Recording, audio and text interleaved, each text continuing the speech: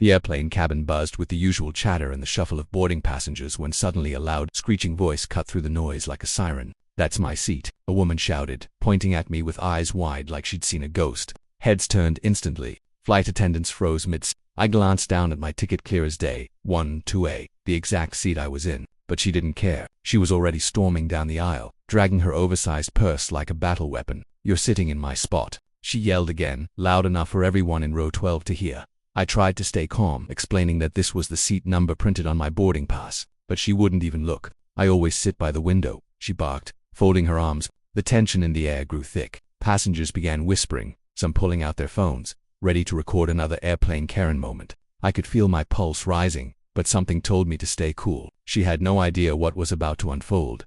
Within minutes, the flight attendants gathered, trying to calm her down. But she wasn't listening, she was performing. She rolled her eyes, shouted about disrespectful people, and even demanded an upgrade to business class as compensation for stress. The captain's voice soon echoed through the cabin, calling for order. What happened next flipped the entire situation upside down and left the entire plane stunned, especially her. The woman who thought she owned the sky was about to face a lesson she'd never forget. The airport was alive with morning energy, the hum of rolling suitcases, the faint smell of roasted coffee from the nearby cafe, and the rhythmic announcements echoing through the terminal. Sunlight streamed through the tall glass windows, painting golden lines across the tiled floor. I moved slowly with the line of passengers waiting to board Flight 287 to Los Angeles. My backpack slung over one shoulder, my boarding pass warm in my hand. Everything felt right. It was a perfect day to fly. After weeks of long office hours and late-night deadlines, this trip was my escape, a long-awaited vacation to reset, breathe, and finally enjoy some peace. The idea of sitting by the window, watching the clouds drift below me like waves, was something I'd been daydreaming about for months. As the line moved forward, I smiled politely at the flight attendant scanning tickets. "Welcome aboard," she said cheerfully. I stepped into the aircraft, instantly greeted by that familiar scent of air conditioning and jet fuel. The cabin glowed softly in daylight. Passengers were still finding their seats, some struggling with overhead luggage, some already buckled in and scrolling through their phones. I found mine easily, 1-2A, window seat.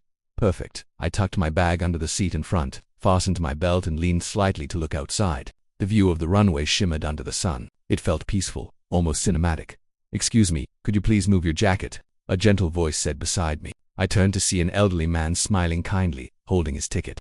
"Dozy bitches," he said with a small chuckle. "Looks like we're neighbors for the flight." I nodded, moving my jacket so he could sit down. He seemed friendly, maybe in his 70s, and spoke with a quiet patience that instantly set a calm tone. Passengers continued to board, sound of luggage wheels rattling along the aisle. A young couple laughed as they searched for their seats. A toddler cried a few rows ahead, and the flight attendants gave their well-rehearsed greetings to every passenger who entered. It was all normal routine. I took a deep breath, leaned back, and closed my eyes for a moment, letting the low hum of the engine soothe me. Then, it happened.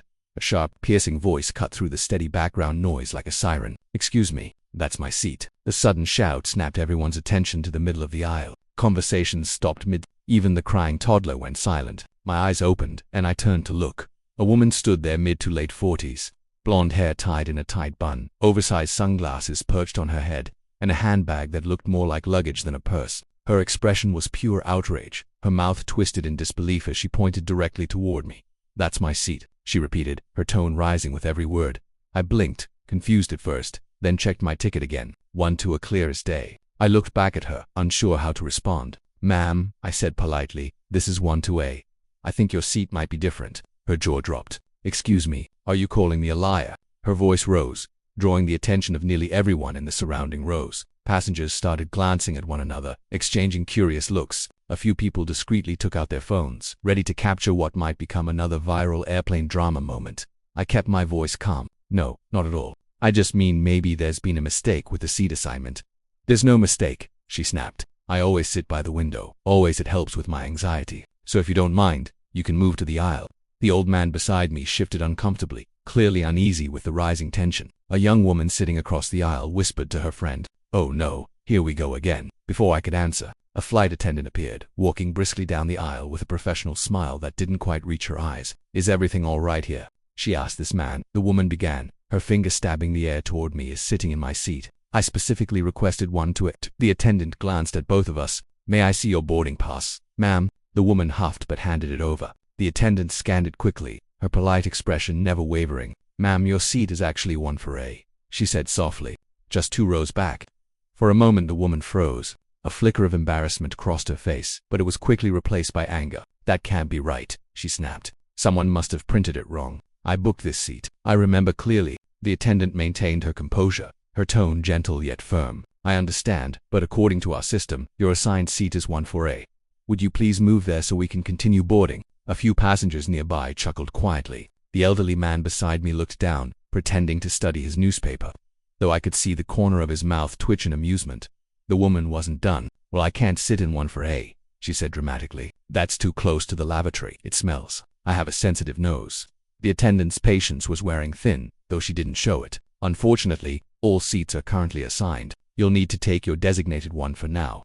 The woman folded her arms tightly. Unbelievable. This is unacceptable service. She barked. She turned toward the passengers, as if seeking allies. Can you believe this? They're making me sit near the bathroom. A man from the opposite aisle raised an eyebrow and muttered, "You're lucky you're on the plane at all." A few quiet laughs followed, quickly muffled. Finally, after a long sigh and a sharp roll of her eyes, she snatched her ticket back. "Fine," she spat, "but I'll be filing a complaint." She stomped away, the heels of her shoes clicking angrily against the aisle floor. The giant purse swinging at her side like a weapon of war. That sea disappeared toward row 14. A collective breath of relief filled the air. The attendant gave me an apologetic smile. "Thank you for your patience," she said quietly. "No problem," I replied, smiling faintly. "You handled that well." She nodded, then moved on to help other passengers. The elderly man beside me shook his head. "Some people just like to hear themselves talk," he murmured with a grin. I chuckled softly, glancing out the window again. The runway glimmered in the sunlight, the air shimmered with heat, and for a brief moment, everything returned to peace. The plane doors closed. The engines began to rumble. The captain's voice came through the speakers, calm and professional, welcoming everyone aboard. But even as the plane started taxiing toward the runway, I couldn't help but notice movement a few rows behind. The same woman now seated where she was supposed to be was still muttering under her breath. Every so often, her voice rose just enough for others to hear snippets like ridiculous, unfair, or idiots. The flight attendants exchanged knowing looks but said nothing. I turned my gaze back to the window, determined not to let her ruin the moment. The sky outside was brilliant blue, the clouds distant and calm. I smiled faintly, unaware that this was only the beginning of the storm that woman was about to bring to my peaceful flight. And as the plane lifted off into the bright morning sky, I thought the chaos was over. I had no idea it had only just begun. The plane had leveled smoothly above the clouds, sunlight spilling through the windows like golden silk. The city below had vanished, replaced by a vast, endless sea of white. For a while, it felt peaceful again. The hum of the engines blended with the occasional clink of coffee cups and the soft murmur of passengers chatting quietly. The elderly man beside me had already dozed off, his hands resting on his lap, a faint smile on his face. I exhaled, thinking maybe the chaos from boarding was over. But peace never lasts long when a storm brews just a few rows away. About 30 minutes into the flight, the calm was broken by a sharp ding, the unmistakable sound of the flight attendant call button. Heads turned slightly as the light above row 14 blinked on. My heart sank a little. I didn't even have to look to know who pressed it. Sure enough, the same woman, the screaming Karen, as some passengers had already begun whispering, was waving her arm in the air as if she was summoning a servant rather than asking for help. A young flight attendant appeared, still smiling politely. "Yes, ma'am. How can I assist you?" "This seat is too small," the woman declared dramatically, crossing her arms, "and the person next to me keeps bumping my elbow. I demand a different seat, preferably up front." The attendant blinked, clearly trying to find a diplomatic response. "I'm very sorry for the inconvenience, ma'am, but we're currently at full capacity. Unfortunately, I can't move you at this time." The woman gasped as though she had been insulted. "Full capacity? Oh please, I saw empty seats when I boarded. Don't you dare lie to me." Her voice was loud enough for several rows to hear. The elderly man next to me stirred awake, frowning slightly. "What's all that noise?" he muttered. "Just our friend from earlier," I whispered, glancing back. The attendant's patience held strong. "Ma'am, those seats are reserved for flight crew, rest breaks, and other passengers who paid for upgrades. If you'd like, I can take note of your complaint for customer service to review after the flight." But that wasn't what the woman wanted. She wanted control, attention, power. "I don't want to file a complaint. I want to be treated with respect," she snapped, her face turning pink. "Do you have any idea who I am?" The attendant's lips twitched into a restrained smile. "I'm sorry, ma'am, I don't." The cabin filled with muffled chuckles. The woman's eyes widened, furious that she was being laughed at. "You people are unbelievable," she hissed. "Fine, if you won't move me, then bring me a free drink. Champagne, the good kind." The attendant nodded, still calm. "I'm afraid complimentary champagne is reserved for business class passengers, ma'am. I can, however, offer you a soft drink or juice." That was it. The last straw. The woman slammed her hand on the armrest so hard that the man beside her flinched. I paid good money for this flight, and you're treating me like I'm trash. I'll have you know I'm a loyal customer. Her voice grew louder and louder until it echoed through the cabin. Several people started recording quietly on their phones, hiding them behind headrests or books. One woman a few seats in front turned to her husband and whispered, "This is going viral. I guarantee it." The flight attendant remained professional, her tone unwavering. "Ma'am, please lower your voice. You're disturbing other passengers." That only made her louder. "I'm disturbing them. I'm the one being mistreated here. This airline is a disgrace." The captain's voice suddenly came over the intercom, calm but commanding. "Ladies and gentlemen, we're experiencing a minor disturbance in the cabin. Please remain seated and follow crew instructions. Thank you."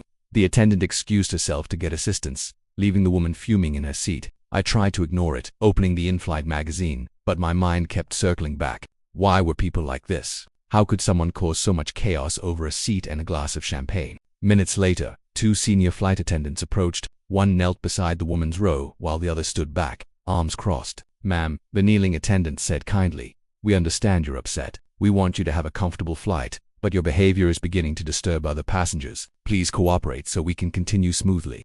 The woman leaned back, folding her arms again. "Oh, I'm disturbing them. Maybe if you people did your jobs, I wouldn't have to complain." The second attendant stepped in, voice firmer now. "Ma'am, this is your final warning. If you continue yelling or refusing to follow crew instructions, we may have to notify the captain and have authorities meet you upon landing." The word authorities seemed to hit her like cold water.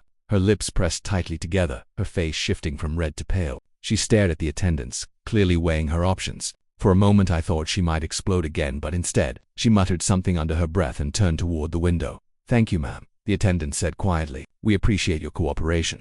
As they walked away, a ripple of relief swept through the cabin. Conversations resumed in hushed tones, and the sound of the beverage cart rolling down the aisle filled the silence. I finally relaxed a little, sipping a cold orange juice while the plane cruised smoothly above the clouds. Still, I couldn't shake the tension in the air. Every few minutes I caught her reflection in the window, staring, arms folded, lips moving as if she was still arguing with someone in her head. I had a feeling it wasn't over. About an hour later, as the flight attendant served snacks, one accidentally dropped a napkin near her seat. It fluttered harmlessly onto her foot. You'd think it was a personal attack. She jumped, glaring down the aisle. "Are you serious? You people can't even serve snacks properly," she shouted again. The attendant apologized quickly, but the woman wasn't interested. "You're all incompetent. I want the captain out here now." This time, the senior attendant didn't bother reasoning. She stood tall, voice firm. "Ma'am, please stop. This is your second and final warning. Any further disruption, and we will have law enforcement waiting at the gate when we land. Do you understand?" The entire plane went silent. The woman stared back defiantly for a few seconds, then finally turned away, muttering curses under her breath. But that was it. She didn't yell again. She didn't press the button. She just sat there, fuming quietly, glaring at the back of the seat in front of her, as though it had personally betrayed her. The rest of the flight passed without another major incident. Passengers relaxed again, some laughing softly, others whispering about the Karen in one for a. Even the elderly man beside me smiled faintly. "You know," he said, "it takes real strength to stay calm when people lose control like that." I looked out the window again. The sky was still bright and endless, the world below peaceful and distant. Maybe he was right. Maybe calm was the only real power left up here. But as the captain announced our descent into Los Angeles, I saw the woman reach for her phone and start typing furiously, her face twisted with determination. Something told me she wasn't finished, not yet. The calm before landing was only temporary. The real chaos, I feared, would begin the moment our wheels touched the ground. The seatbelt sign blinked on as the plane began its slow descent through the soft layers of afternoon clouds. The sunlight shimmered across the wings, casting reflections that danced along the cabin walls. A calm announcement came over the speaker. "Ladies and gentlemen, we've begun our final descent into Los Angeles. Please fasten your seatbelts, stow your tray tables, and ensure your seatbacks are in the upright position." Passengers obeyed in quiet unison, the usual rustle of belts clicking and bags being tucked away. I glanced out the window below us. The city was already coming into view. Roads looked like ribbons of silver, cars like tiny dots moving in rhythm. I felt a small wave of relief. We were almost there. After everything that happened earlier, a smooth landing was all anyone wanted. The elderly man beside me smiled. "Well," he said softly, "that was quite the entertainment, wasn't it?" I chuckled. Definitely not what I expected when I booked this flight. He laughed quietly and looked out his own window. "I just hope she doesn't start up again during landing." But fate, it seemed, had other plans. From behind us, the sharp sound of a seatbelt snapping echoed through the cabin. Heads turned. The woman in 14AR Karen was standing up, while the plane was descending. Her hair was a little disheveled now, her sunglasses perched crookedly on her head, and her phone clutched tightly in one hand. "Ma'am," one of the flight attendants called from the galley, voice urgent. "Please sit down immediately." She ignored it completely. "I just need to record this," she said loudly, lifting her phone and pointing it toward the front of the plane. "I have proof of your rudeness. You all treated me terribly, and I will not let it go unnoticed." A collective groan spread through the cabin. One man muttered, "Oh, come on," while another whispered, "She's actually filming right now." The plane hit a small pocket of turbulence, making it wobble slightly. A few passengers gasped. The woman stumbled but didn't sit. Instead, she clutched the headrest in front of her for balance and continued shouting, "I have every right to document my experience. You people will regret this." The captain's voice came over the intercom. "Sterner now. All passengers must be seated immediately. This is a safety instruction." But she didn't care. "I know my rights," she yelled, her phone still up. At that moment, two flight attendants hurried toward her, one crouching slightly to maintain balance as the plane descended. "Ma'am, please, for your own safety, sit down," one pleaded. "Don't touch me," she snapped, jerking her arm away. The phone nearly slipped from her hand. "You people are out of control. I'm sending this to corporate, to the news, to then." Without warning, the plane jolted. A stronger gust hit from the side, shaking the cabin enough that drink cups rattled and a few passengers yelped. The woman let out a short, startled scream as she lost balance completely. Her phone flew from her hand, landing several rows ahead. She stumbled into the aisle, nearly crashing into a seated passenger. The elderly man beside me gripped the armrest tightly. "Oh dear," he murmured. The attendants quickly caught her by the arms, steadying her. "Ma'am, please," one said more firmly this time. "You must sit down now." The fight drained out of her just a little. Breathing hard, she looked around and realized the entire plane, every single person was staring at her. Phones were still recording. Dozens of disapproving faces surrounded her, eyes full of irritation, some even pity. For a brief moment, she froze. The arrogance faded from her expression, replaced by something else, pure, heavy embarrassment. Quietly, one attendant guided her back to her seat. She sat down without a word, face red, hands trembling slightly. The other attendant retrieved her phone and placed it on her tray table without comment. "Please keep your seatbelt fastened for the remainder of the flight," the attendant said firmly, then walked away. Silence filled the cabin. Only the sound of the engines and the faint whoosh of the air vents remained. No one spoke for a while. Even the crying toddler from earlier was now quiet, as if sensing the tension. The plane continued its smooth descent, dipping lower through the sunlight. The woman stared at her phone screen, avoiding everyone's gaze. Her earlier fury had burned out completely, replaced by shame. After a few minutes, the pilot's calm voice returned. "Flight attendants, please prepare for landing." I looked outside again. The city was closer now, its buildings sparkling like glass. The runway stretched ahead in the distance. Beside me, the elderly man exhaled deeply. "I hope that's the end of her show," he muttered with a weary chuckle. "I think she's finally realized she went too far," I said. He nodded. "Better late than never." As the wheels touched down with a smooth thud, passengers began to clap softly, something I hadn't seen in years. Relief spread through the cabin like fresh air. The plane slowed, turning onto the taxiway as the captain announced, "Welcome to Los Angeles, where the local time is 2:45 p.m. Please remain seated until we reach the gate."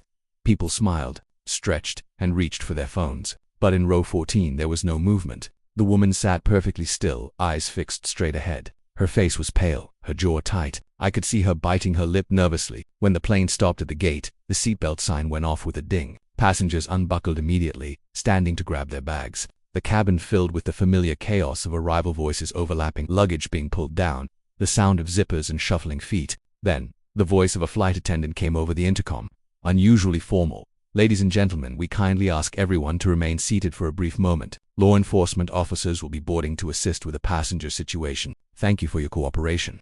The entire plane froze. I felt my stomach drop. Slowly, every head turned toward one for A.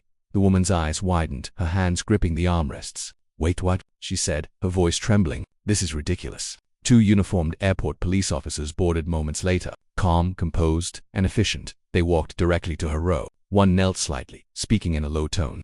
"Ma'am, we've been informed of your disruptive behavior during the flight. We're going to escort you off the aircraft to discuss the situation further." She shook her head rapidly. "No, you don't understand. They were rude to me. I was the victim." The officer remained steady. "Ma'am, please come with us peacefully. We can talk outside the plane."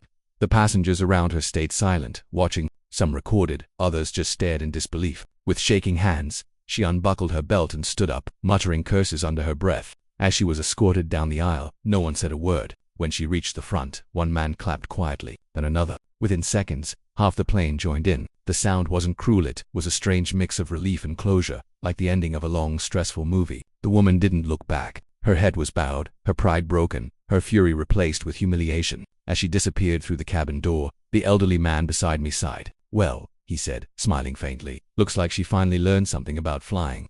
I smiled back, watching sunlight flood through the open door. "Yeah," I said softly, "maybe next time she'll choose peace instead of power."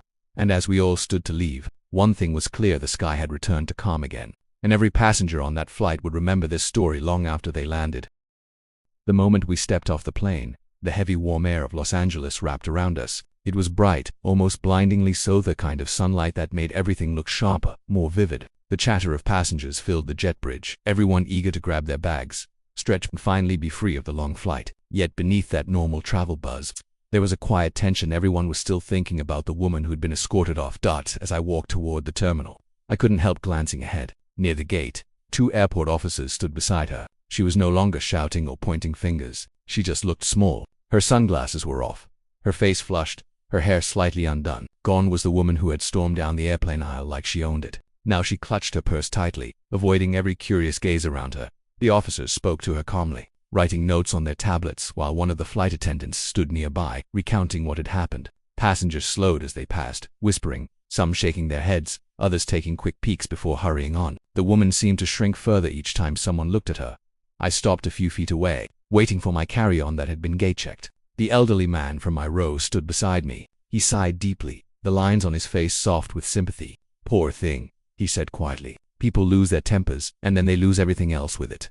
I nodded slowly. She brought it on herself. But yeah, that was hard to watch. "Maybe it'll teach her something," he said thoughtfully. "We all hit moments when we can either calm down or fall apart. She just picked the wrong direction." The carousel of passengers thinned out, and soon we were among the last leaving the gate area. I saw one of the officers gently gesture for her to follow. She hesitated, looking around the terminal as if searching for an escape. But all that met her were the same faces she'd scolded and shouted over just hours before, now turned cold, disapproving or pitying. As she disappeared down a corridor with the officers, the flight attendants finally exhaled. One turned to another and said quietly, "I've been flying for 10 years. That's the worst one I've ever seen." The other nodded. At least she didn't go viral yet. Their words lingered yet, because as I made my way to baggage claim, I saw it happening in real. People were already uploading clips, their phones glowing with excitement. "Karen on flight 287 meltdown," one headline read on a social media post. The video showed her yelling mid-flight, insisting she deserved respect. I scrolled past another that captured her being escorted off the plane. Comments were already pouring in, some mocking, some furious, a few surprisingly kind. She needed that lesson. Entitlement in action. Hope she learns to be nicer. I sighed and put my phone away. It felt wrong to laugh at her downfall, but I couldn't ignore the irony. She wanted to be seen, and now the whole internet was seeing her for all the wrong reasons. Down at baggage claim, I spotted her again. The officers were still with her, but now a supervisor from the airline had joined them, a calm woman in a navy blazer. They were speaking quietly, away from the crowd. The woman's voice trembled as she tried to defend herself. "It was just a misunderstanding," she said. "They treated me horribly. I was only trying to stand up for myself." The supervisor's expression didn't change. "Ma'am, multiple witnesses and crew members confirmed that you were shouting, refusing instructions, and endangering other passengers by standing during descent. I'm afraid this will result in a temporary travel suspension with our airline." The woman's mouth fell open. "Suspension?" "Yes," the supervisor continued gently. "You'll receive official notice within 24 hours. We also recommend you cooperate with airport authorities today so this can be resolved peacefully." Her shoulders slumped. The fight was gone. I didn't mean for it to go that far," she whispered. "Sometimes," the supervisor said softly, "sorry comes too late." The officers nodded, escorting her toward a quieter exit. Before she disappeared completely, she glanced over her shoulder. For a brief second, our eyes met. There was no rage, now just regret. Real, heavy regret. She looked like she wanted to say something, but instead, she turned and followed the officers out. The elderly man came to stand beside me again, suitcase in hand. "You see that?" he asked softly. "Yeah," I said. "She's done for today." He gave a slow nod. "Sometimes life puts us in our place when we forget where we are. Airplanes do that better than anything else." I smiled faintly. "Confined spaces and thousands of witnesses. You mean?" He chuckled. "Exactly." We walked together toward the exit, where sunlight flooded through the tall glass walls of the terminal. Outside, cars waited in neat rows, families reunited, and drivers held signs for arriving passengers. The chaos of air travel moved on and buzzed, unstoppable. For everyone else, it was just another day.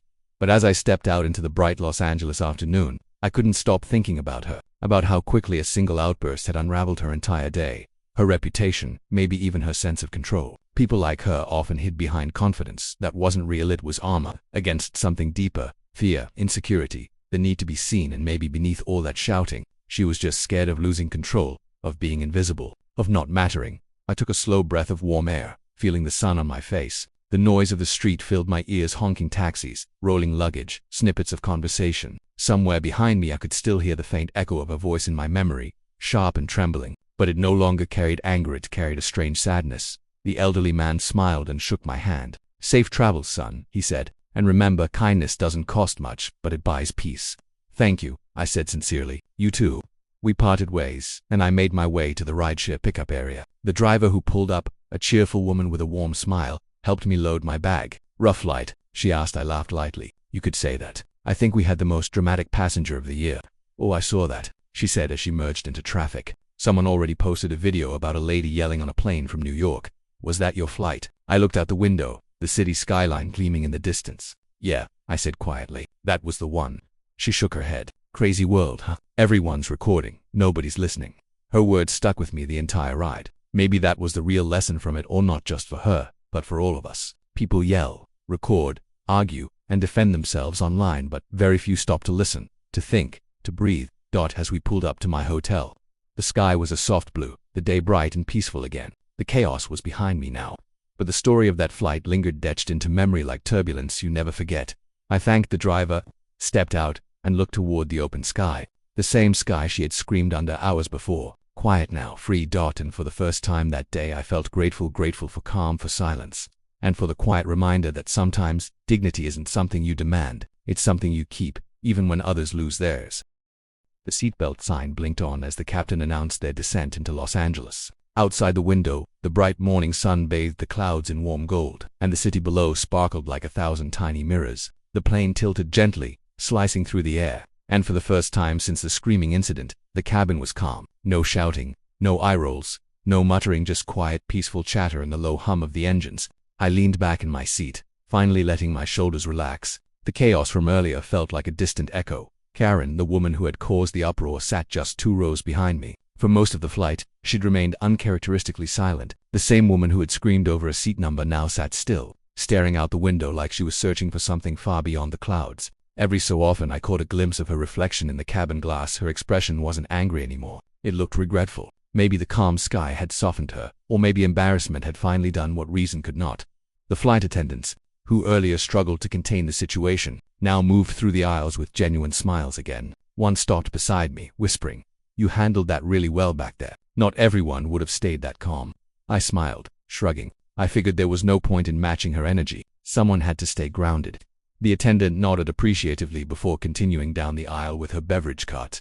As I sipped my orange juice, I couldn't help but reflect on what had happened. How quickly a simple misunderstanding, just a seat number, could spiral into chaos. It was almost absurd when you thought about it. But what struck me most wasn't her behavior. It was how easily people lost control when pride was on the line. She wasn't just angry about the seat, she was angry about not being right. And in that small way, it reminded me of how fragile human egos could be, especially when trapped in a metal tube thousands of feet in the air. Halfway through the descent, the captain's voice echoed again through the speakers. "Ladies and gentlemen, we'll be landing shortly. Please return to your seats, fasten your seatbelts, and prepare for arrival. We hope you've enjoyed your flight."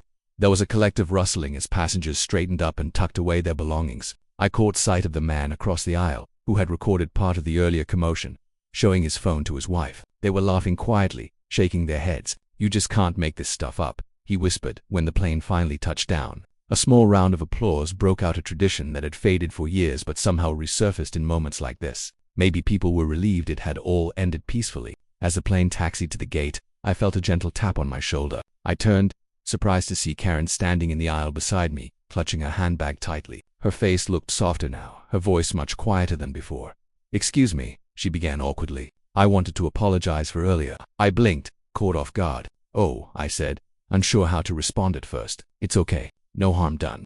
She sighed deeply. "No, it's not okay. I shouldn't have yelled like that. I've been under a lot of stress lately, but that doesn't give me the right to take it out on anyone. I was rude, and I'm sorry." Her eyes held genuine remorse, and the passengers nearby pretended not to listen, though I could tell they all were. I smiled and nodded. "Apology accepted," I said kindly. "It takes a lot to admit that." Her lips twitched into a faint smile. Thank you. I guess sometimes the clouds remind you to come back down to earth. That line stuck with me. As she moved back to her seat, I realized this moment was bigger than a simple apology. It was a glimpse of change. Maybe small, but real. When the plane door finally opened, sunlight poured in like liquid gold. Passengers stretched their legs, gathered their bags, and shuffled into the aisle. The flight attendant stood by the exit, bidding everyone goodbye with practiced warmth. As I stepped out into the jet bridge, I took one last look back at the aircraft cabin where frustration had turned into understanding, where shouting had turned into silence, and where a single act of patience had changed the tone of an entire flight. Karen followed a few steps behind me, head lowered but calm. She gave a small wave before walking off toward her connecting gate. I watched her go, realizing that sometimes people just need one humbling moment to reset. Maybe she'd think twice the next time she felt like shouting. Maybe not, but at least for that day, she'd learned something valuable. Outside the terminal, the air smelled of fresh fuel and sunshine. Baggage carts rolled by, and travelers hurried off to new destinations. I sat by a large window, waiting for my suitcase, watching planes lift gracefully into the bright blue sky. I thought about how every person on those flights carried their own story, their own stress, and how easily tension could build when patience ran short. Yet, just as quickly, kindness could disarm even the loudest chaos later. As I rode away from the airport in a taxi, the city stretched wide and golden ahead of me. The driver, cheerful and talkative, asked how my flight had been. I laughed lightly. Peaceful by the end, I said, but it started like a reality show. He chuckled. As long as everyone lands safe, that's all that matters. I looked out the window, sunlight flickering across my face, and thought how true that was. At the end of the day, people may argue, scream, or make scenes, but we all share the same sky. And maybe that's the quiet reminder we all need sometimes, no matter how loud life gets. We're all just trying to land safely somewhere. By the time I reached my hotel, the chaos of the flight felt like a distant memory. I unpacked, stretched, and opened the balcony doors to let in the warm afternoon breeze. The view below was alive with cars, laughter, and sunlight. The world was moving on, and so was I. In that moment, I felt grateful not just for the calm that followed the storm, but for the reminder that patience, even in the face of anger, can change everything. The lesson wasn't just for her, it was for me too, because sometimes the best revenge against chaos is quiet grace. The sky outside shimmered a brilliant blue. A new day began, peaceful, grounded, and full of promise.